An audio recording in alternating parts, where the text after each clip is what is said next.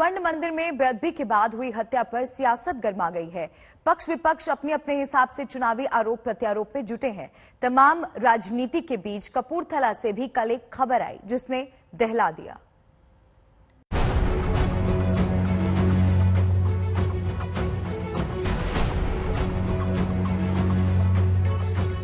स्वर्ण मंदिर में बेअदबी को लेकर अभी तनाव कम ही नहीं हुआ था कि अब पंजाब के कपूरथला में भी बेअदबी के आरोपी की पीट कर हत्या कर दी गई। लोगों का आरोप है कि कपूरथला के निजामपुर में आरोपी ने गुरुद्वारे में निशान साहिब को हटाने की कोशिश की, जिसके बाद लोगों ने उसे पीट कर मार डाला। हालांकि पुलिस कपूरथला के मामले को बेअदबी के बजाय चोरी से जुड़ा बता रही है। महाराज का स्वरूप ना कोई छेड़खानी नहीं हुई, कोई बेअदबी नहीं हुई किसी बुक दे नाल। हाँ, इन्हें तेल जिहड़ा सी उन्हां दा डोलिया होया सी, उन्हां दीयां जैकटां पाईयां होईयां सी। इन्हें जिद्दां इन्हां ने फड़िया उत्थों चोरी वाला ही सीन लग रहा सी। लेकिन मौके पर मौजूद लोग ये मानने को तैयार नहीं। इस घटना को भी बेअदबी से जोड़ रहे हैं। इन्हां नूं चोरी करन वास्ते दसो मैंने भी गुरु घर ही नजर आउंदे आ, इन्हां नूं होर क्यों नहीं जगह नजर आउंदी? इन्हां नूं दसो भी किहड़ा गुरु घर विच किहड़ा खजाना है इन्हां दे कोल। 24 घंटे के भीतर बेअदबी के 2 मामले और दोनों में ही आरोपियों की पिटाई से मौत ने पंजाब का माहौल गर्म कर दिया है। स्वर्ण मंदिर में हुई घटना से पंजाब की सियासत भी गर्म है और विपक्ष सवाल कर रहा है कि आखिर स्वर्ण मंदिर की सुरक्षा में इतनी बड़ी चूक कैसे हुई। जो दरबार साहब के अंदर होया वो तो बर्दाश्त तो भी उत्ते है, कोई बर्दाश्त नहीं कर सकता। ऐसी माड़ी हरकत की गई है। सेंटर सरकार नूं ते पंजाब सरकार नूं इहदा पता लगाना चाहिए कि किहड़ियां ताकतां लग गईयां पंजाब दा माहौल खराब करन नूं। अमृतसर के स्वर्ण मंदिर में हुई घटना के बाद चन्नी सरकार विरोधियों के निशाने पर है। विपक्ष इस घटना को किसी बड़ी साजिश का हिस्सा बता रहा है। ऐसा शक है मन में कि ये किसी साजिश का हिस्सा हो सकता है। जांच होनी चाहिए। जांच के अंदर जो भी सच्चाई है वो सामने आनी चाहिए। जो दोषी हैं, जो भी जिन्होंने भेजा, उनके खिलाफ सख्त से सख्त कार्रवाई। उधर बेअदबी की घटना के बाद स्वर्ण मंदिर की सुरक्षा बढ़ा दी गई है ताकि कोई माहौल बिगाड़ न सके। वैसे तो सब भी पीसफुल है, तो फिर भी अपनी सुरक्षा के, क्योंकि आज सैटरडे संडे है, काफी संगत बाहर से आई होती है, सुरक्षा के मद्देनजर हमने आज सुरक्षा प्रबंध किया। विरोधियों के हमले के बीच सरकार भी इस मामले में बेहद संजीदगी से काम ले रही है ताकि इस घटना की आड़ में कोई पंजाब का माहौल खराब न कर सके। साथ ही विपक्ष इससे कोई सियासी फायदा न उठा ले। ਉਹਦੇ ਮਰਨ ਦੇ ਨਾਲ ਸਭ ਕੁਝ ਜਿਹੜੀ ਗੱਲਾਂ ਖਤਮ ਹੋ ਗਿਆ, ਪਰ ਫਿਰ ਵੀ ਅਸੀਂ ਜਿਹੜੀਆਂ ਇਹ ਕੀਤਾ ਕਿ ਗਲੀਆਂ ਦੇ ਵਿੱਚ ਜਿਹੜੀਆਂ ਨੇ ਜਿੱਥੋਂ ਚੱਲਿਆ ਕਿਹੜੇ ਪਾਸੋਂ ਐਂਟਰ ਕੀਤਾ, ਕਿੱਥੇ ਤੱਕ ਉਹ ਰਾਤ ਕਿੱਥੇ ਫਿਰਦਾ ਰਿਹਾ, ਕਿਉਂਕਿ ਹਰ ਥਾਂ ਹਰ ਗਲੀ ਦੇ ਵਿੱਚ ਹਰ घर ਦੇ ਵਿੱਚ ਤਕਰੀਬਨ CCTV कैमरे ने, ਸਾਨੂੰ 1-2 दिन ਦੇ ਵਿੱਚ पूरा पता चल जाएगा। पंजाब के मुख्यमंत्री चरणजीत सिंह चन्नी स्वर्ण मंदिर पहुंचे और पूरे हालात का जायजा लिया। हो सकता है कि चुनावा करके कोई गलत एजेंसियां, गलत ताकतां गलत रोल खेलन की कोशिश कर रही होण, उन्होंने बेनकाब भी किया जाएगा। तो मैं संगतां नूं भी अपील करदा कि वो इस चीज़ का विशेष ध्यान रखन, गुरुद्वारियां का ध्यान रखन, मंदिरां का ध्यान रखन, धार्मिक थावां का ध्यान रखन।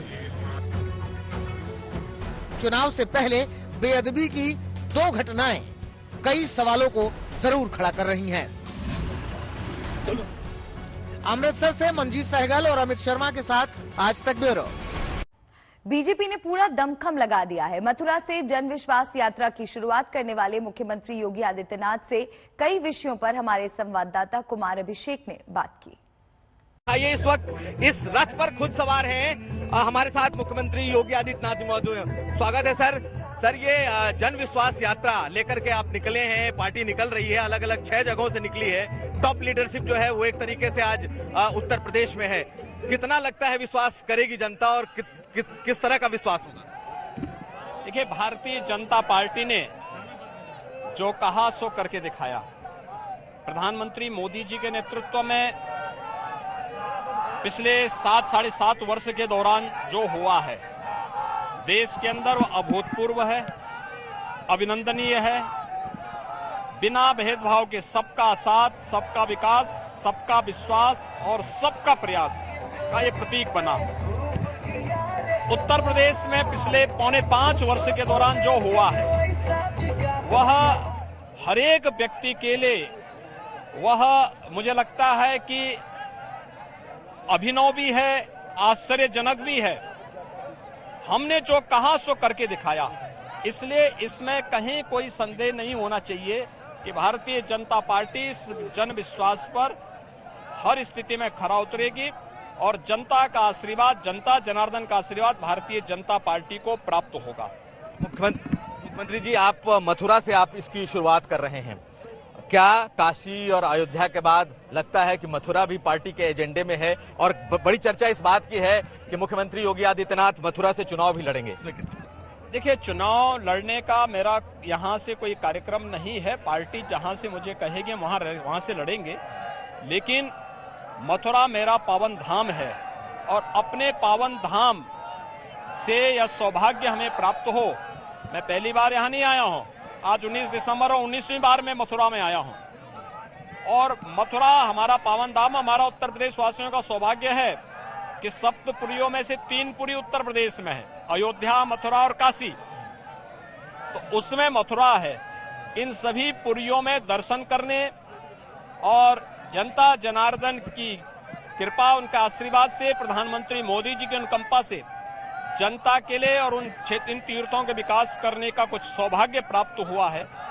इससे ज्यादा आनंद का अवसर और क्या हो सकता है। मंत्री जी, कल प्रधानमंत्री ने आपको उपयोगी कहा। योगी उत्तर प्रदेश को जोड़ करके उपयोगी, कुछ लोग अनुपयोगी शब्द का भी इस्तेमाल कर रहे हैं, इसको कैसे देख? देखिए, योगी तो उपयोगी ही होता है। योगी को प्रधानमंत्री मोदी जी ने और भारतीय जनता पार्टी ने प्रदेश के लिए उपयोगी बनाया, लेकिन माफिया, अपराधी, आतंकवादियों और पेशेवर तस्करों और भ्रष्टाचारियों के लिए उपयोगी रहे दल के लिए मैं अनुपयोगी जरूर हूं, क्योंकि जब किसी माफिया की अवैध कमाई पर बुलडोजर चलता है तो कैसे स्वीकार करेगा? पेशेवर अपराधियों के खिलाफ जब सरकार की कार्रवाई चलती है, दंगाइयों के खिलाफ कार्रवाई होती है, इसको कैसे भी लोग स्वीकार कर पाएंगे? तो स्वाभाविक रूप से प्रदेश सरकार की लड़ाई मजबूती से आगे बढ़ रही है। लोक कल्याण का कार्य हो, चाहे वह इंफ्रास्ट्रक्चर डेवलपमेंट के कार्य हो, सरकार ने पूरी मजबूती के साथ इसे आगे बढ़ाया है। आस्था का सम्मान हो, मथुरा ब्रज तीर्थ विकास परिषद, अयोध्या में श्री राम जन्मभूमि भव्य मंदिर के निर्माण का हो, काशी में बाबा विश्वनाथ धाम का निर्माण के साथ साथ पूरा भव्य स्वरूप देने का कार्य हो, विंध्यवासिनी धाम के पुनरुद्धार की कार्रवाई हो, भव्य और दिव्य कुंभ का हो। उत्तर प्रदेश ने हर एक फील्ड में काम किया है और मुझे लगता है जन विश्वास यात्रा उसी का प्रतीक। देश में ओमिक्रॉन के मामले बढ़ते जा रहे हैं। अब सभी राज्यों को मिलाकर कुल केस 150 से ज्यादा हो गए हैं। देश में तेजी से बढ़ रहे हैं ओमिक्रॉन के मामले और ताजा आंकड़ा है 153। अब देश भर में ओमिक्रॉन के 153 केस सामने आ चुके हैं। तो देश में ओमिक्रॉन का खतरा लगातार बढ़ता जा रहा है। ऐसे में आशंका जताई जा रही है कि देश में तीसरी लहर आना भी अब लगभग तय माना जा रहा है। महाराष्ट्र में ओमिक्रॉन के 6 नए केस मिले हैं और देश भर में कुल आंकड़ा 153 पहुंच गया है। सभी राज्यों को मिलाकर कुल केस 150 से ज्यादा हो गए हैं।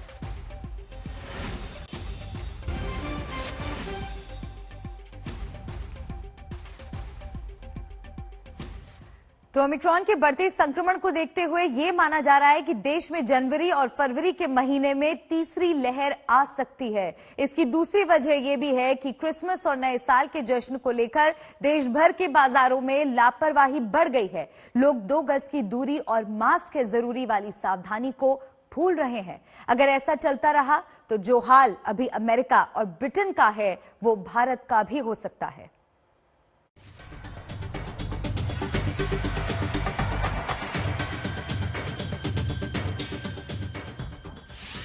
2 दिसंबर को 2 केस, 5 दिसंबर को 21, 15 दिसंबर को 65 केस और अब 19 दिसंबर को 151 केस। ये ओमिक्रॉन की बढ़ती स्पीड के साथ साथ तीसरी लहर से टकराने के पूरे संकेत हैं। सिर्फ 17 दिन के अंदर ये वेरिएंट देश के एक राज्य से 12 राज्यों तक पहुंच चुका है और अब मरीजों की संख्या 2 से 151 हो चुकी है। फिर चाहे वैक्सीन लगी हो या ना लगी हो, ऐसा लगता है कि नया वेरिएंट का हमला तय है। भारत में अब तक ओमिक्रॉन के जितने केस मिले हैं, उनमें ज्यादातर मरीज वैक्सीन की दोनों डोज लगवा चुके हैं। इसके बावजूद ओमिक्रॉन की चपेट में आ गए। यही वजह है कि ज्यादातर एक्सपर्ट्स देश में तीसरी लहर की भविष्यवाणी कर चुके हैं। WHO ने अपनी नई एडवाइजरी में लोगों से यह अपील की है कि ओमिक्रॉन को हल्के में लेकर लापरवाह न हो जाए, क्योंकि ओमिक्रॉन से जुड़े सारे तथ्य अभी सामने नहीं आए। There is an urgent need for both dosages to be given to the remainder of the eligible susceptible population. That's step one. Massive vaccination drive, even forced if needed. That's number one. And number two, some kind of a regulation or binding coming from the government on movement of people and COVID appropriate behavior. If people are not doing it on their own, maybe it needs to be enforced by whatever. The time to act is now. एक तरफ पूरी दुनिया को WHO की चेतावनी और दूसरी तरफ भारत में तेजी से बढ़ते ओमिक्रॉन के मरीजों की संख्या देश में तीसरी लहर की आशंका को पक्का कर रही है। इसीलिए सरकार ने एडवांस प्लानिंग शुरू कर दी है। यह दिल्ली सरकार और सामाजिक संस्था डॉक्टर्स फॉर यू द्वारा खेलगांव में तैयार किया गया कोविड हॉस्पिटल है। इस हॉस्पिटल में ऑक्सीजन प्लांट से लेकर ऑक्सीजन सिलेंडर की व्यवस्था की गई है। कोरोना की दूसरी लहर से सबक लेते हुए इस अस्पताल में 1000 LPG क्षमता के 3 ऑक्सीजन प्लांट हैं, जिसमें करीब 300 बेड्स पर 24 घंटे ऑक्सीजन दी जा सकती है।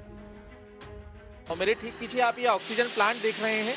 इस वक्त हम मौजूद हैं CWG गांव में। ये गांव वो जगह है जहां पर अस्थायी तौर पर कोरोना का अस्पताल बनाया गया था।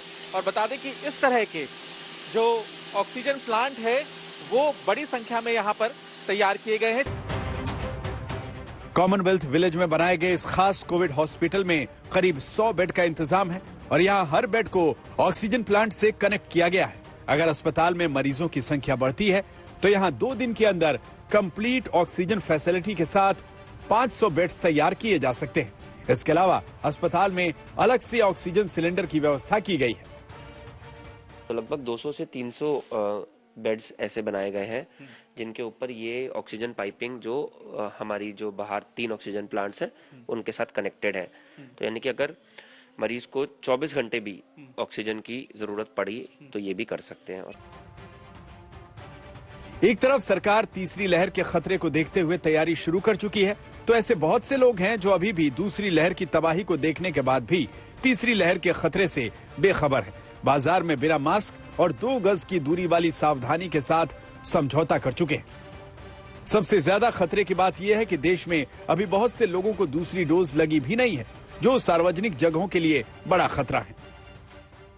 हम क्या करते हैं, हम नीचे से ही उनका पूरा चेकअप मतलब वो करते हैं, टेम्परेचर चेक करते हैं। टेम्परेचर इज गुड, उसके बावजूद उन्होंने मास्क पहना हुआ है, या तो वो कैरिंग करके आ रहे होंगे सैनिटाइजर, या हम अपने पास रखते हैं। हम उनको सैनिटाइज भी करते हैं, उनका जो मास्क प्रॉपर पहनते हैं। प्लस अगर उनका टेम्परेचर ठीक है, लाइक दे आर नॉट थोड़ा सा भी गर्म नहीं है, बुखार नहीं है उनको, मतलब हेल्थी है, देन वी अलाउ देम। अगर ऐसा भी कुछ लगता है नीचे हमारे we have people downstair, if they feel that they are not comfortable, they have some sort of feeling of fever, तो हम उनको मना कर देते हैं।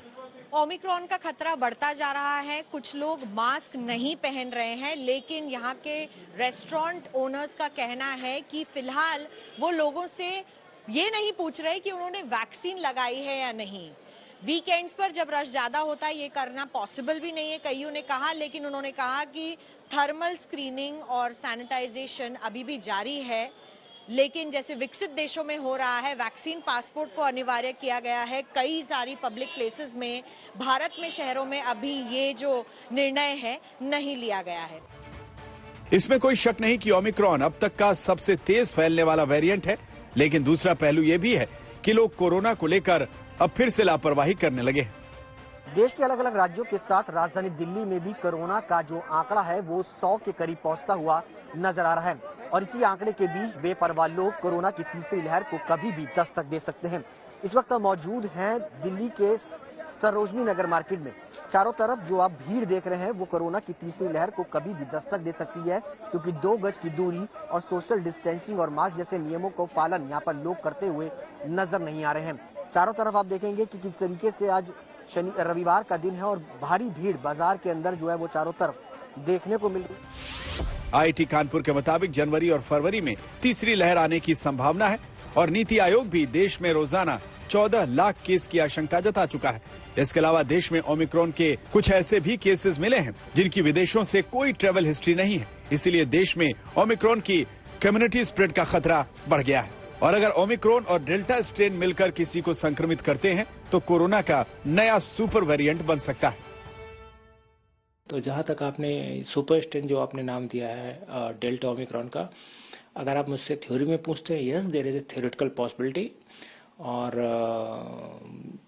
ये ना तो पहला वेरिएंट है जो आया और ना ही आखिरी वेरिएंट है जो आया है। मुझे लगता है कि आने वाले समय में और वेरिएंट आते रहेंगे। वो इनके कॉम्बिनेशन से हैं, अलग से हैं, कैसे हैं, ज़्यादा तेज हैं, ज़्यादा तेजी से फैलते हैं, ज़्यादा मौत करते हैं, ज़्यादा बीमारी करते हैं, कम बीमारी करते हैं, कम मौत करते हैं, वैक्सीन की इम्यूनिटी को इवेट कर जाते हैं। ये सारी बातें कहना थोड़ा सा जल्दबाजी होगा। टेस्टिंग और वैक्सीन ओमिक्रॉन से लड़ने के 2 सबसे बड़े हथियार हैं, लेकिन अब एक्सपर्ट्स भी मान रहे हैं कि नए वेरिएंट पर वैक्सीन का असर कम हो सकता है। इसलिए ये लड़ाई आपकी सावधानी और सतर्कता के कंधों पर आकर टिक गई है। जरूरी है कि भीड़ भाड़ से बचा जाए और चेहरे से मास्क बिल्कुल न हटाया जाए। आपकी सावधानी ही इस संकट से बचा सकती है। मिलन शर्मा और पंकज जैन के साथ आज तक ब्यूरो। पूरी दुनिया में एक तरफ क्रिसमस और न्यू ईयर की तैयारियां चल रही हैं, तो दूसरी तरफ ओमिक्रॉन की वजह से कई देश अब लॉकडाउन की तरफ बढ़ रहे हैं। जिस तरह यूरोप के देशों में पाबंदियां लगाई जा रही हैं, इसके चलते पेरिस से लेकर बार्सिलोना तक लोगों ने विरोध करना भी शुरू कर दिया है। ये बात बहुत हैरान करने वाली है।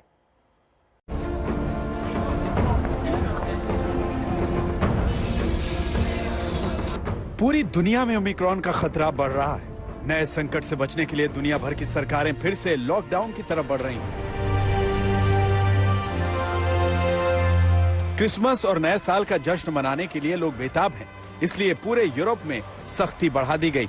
लेकिन फ्रांस के लोगों को सरकार की ये सख्ती बहुत चुभ रही है, इसलिए पेरिस की सड़कों पर भारी संख्या में विरोध प्रदर्शन जारी है। ये लोग इसे अपनी स्वतंत्रता के अधिकार पर सरकार की तानाशाही मान रहे हैं।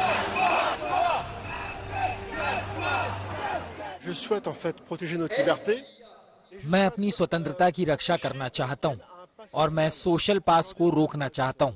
आज हमारे पास एक हेल्थ पास है जो वैक्सीनेशन पास बन जाएगा, और कल एक सोशल पास, सामाजिक अधिकार रखने के लिए एक पास, यात्रा करने के लिए। मैं इस तरह की दुनिया में रहने से इनकार करता हूं। फ्रांस के लोगों का यह विरोध उनकी जिंदगी पर बहुत भारी पड़ सकता है। इसके बाद भी लोग वैक्सीन का विरोध कर रहे हैं, जबकि ये अच्छी तरह मालूम है कि ब्रिटेन में ओमिक्रॉन बेकाबू हो चुका है। ओमिक्रॉन के बढ़ते मामलों की वजह से फ्रांस ने ब्रिटेन से आने जाने के लिए यात्रा पर रोक लगा दी है। जो लोग इमरजेंसी कारणों से यात्रा कर रहे हैं, उन्हें फ्रांस पहुंचने पर 48 घंटे के आइसोलेशन में रहना होगा। ब्रिटेन से आने वाले यात्रियों को 24 घंटे पुरानी कोविड नेगेटिव रिपोर्ट पेश करनी होगी। इतना ही नहीं, फ्रांस में क्रिसमस और नए साल के जश्न को देखते हुए पूरे देश में आतिशबाजी पर बैन लगा दिया गया है, ताकि लोग सार्वजनिक जगहों पर इकट्ठा न हो। इन पाबंदियों की वजह से पेरिस से लेकर बार्सिलोना तक लोगों ने विरोध शुरू कर दिया है। हैरान करने वाली बात यह है कि ये लोग वैक्सीन का विरोध कर रहे हैं। मुझे कोई डर नहीं है, मैं विश्वास करती हूँ ईश्वर मेरी रक्षा करते हैं, बस इतना ही। फ्रांस की तरह नीदरलैंड्स में भी लोग क्रिसमस और न्यू ईयर मनाने के लिए बेताब हैं, ये जानते हुए कि ओमिक्रॉन सबसे तेज फैलने वाला वेरिएंट है। एक तरफ सरकार पूरे नीदरलैंड्स में लॉकडाउन का ऐलान कर चुकी है, तो दूसरी ओर लोग बिना सोशल डिस्टेंसिंग का ध्यान रखे शॉपिंग में बिजी हैं। लोगों की इस लापरवाही को देखते हुए नीदरलैंड्स की सरकार को 14 जनवरी तक लॉकडाउन का फैसला लेना पड़ा, और अब ब्रिटेन की सरकार भी इस दिशा में आगे बढ़ रही है। ब्रिटेन में शुक्रवार को ओमिक्रॉन के सबसे ज्यादा 3201 केस आए हैं। इन्हें मिलाकर देश में अब तक ओमिक्रॉन वेरिएंट के कुल 14,909 केस हो चुके हैं। भले ही ओमिक्रॉन वेरिएंट की पहचान दक्षिण अफ्रीका में हुई, लेकिन ब्रिटेन अब इसका सबसे बड़ा शिकार बन चुका है। ब्रिटेन में बढ़ते ओमिक्रॉन केस ने भारत के लिए भी खतरे का अलार्म बजा दिया है। फेस्टिवल का सीजन है, रैलीज, पॉलिटिक्स और सब मिलाकर के लोग क्राउडेड हो रहे हैं, तो मुझे फियर बहुत है कि इस वायरस के रैपिड स्प्रेड होने का। और दूसरा, चूंकि हमारी पॉपुलेशन काफी सारी डबल वैक्सीनेटेड नहीं है, सिंगल वैक्सीनेटेड है और कई बिल्कुल अनवैक्सीनेटेड हैं, तो उन सब में इसका स्प्रेड होना बहुत लाजमी लगता है। सिर्फ इसके लिए दो चीजें बड़ी इंपॉर्टेंट है जो हमने करनी है। कोई नहीं कह रहा कि फिर से लॉकडाउन होना चाहिए, कोई नहीं कह रहा कि आप बिल्कुल काम पे जाना बंद कर दीजिए, डर के रहिए, पर हम ये जरूर कर रहे हैं कि ये जो डबल, आप भूल चुके हो डबल मास्किंग को। क्या अब भीड़ बाहर जाते हैं तो सीधी तरह से नाक के ऊपर मास्क लगाना तो एक हमारी हैबिट है, एक हमारा कपड़ों का पार्ट है कि हम डबल मास्किंग करें, जिसमें कि एक अंदर 3 प्लाई मास्क हो, ऊपर कपड़े का मास्क हो, और हेल्थ केयर वर्कर्स तो N95 पहने। और दूसरी बात यह है कि unnecessary crowding, unnecessary gathering, partying और मास्क उतार के पार्टिंग, और वो भी इंडोर में, तो ये जरूरी तो है ही नहीं। ब्रिटेन और अमेरिका में बिगड़ते हालात को देखते हुए भारत में तीसरी लहर की आशंका बढ़ गई है। ऐसे में अगर आपने भी किसी तरह की लापरवाही की तो ये तीसरी लहर जल्द ही देश में दस्तक दे सकती है। आज तक ब्यूरो।